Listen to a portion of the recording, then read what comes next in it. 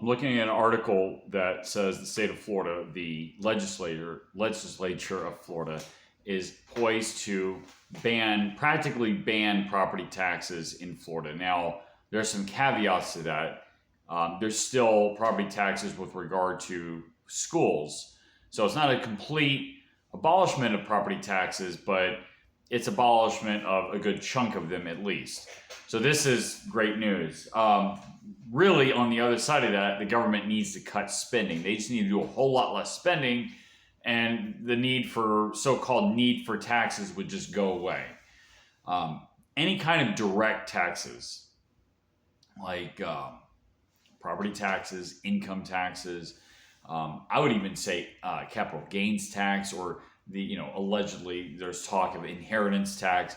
Any of these taxes are really immoral, and actually I would go as far as saying that they are evil, and that's because it's the government effectively acting like a criminal, like a robber. They're by extension, at the point of a gun, taking your resources away from you because they have some justification for it. And we know that most government spending is just not necessary. I would go, like I said, a lot further.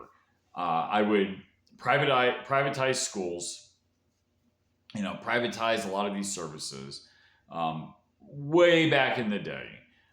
Things like even the fire department used to be a private enterprise. It used to be the insurance companies would employ fire departments because they didn't want to have to pay out if somebody's property got burned down. So, yeah, I understand that there would be a transition, maybe a bit of a mess, but really the government should only be involved with security, maybe a legislature and a court system that is to protect people's individual rights and extension thereof, their property. A legislature can debate things like patent law, or things regarding like resources that are interstate, or in the case of it on the national level, they can have discussions about foreign policy.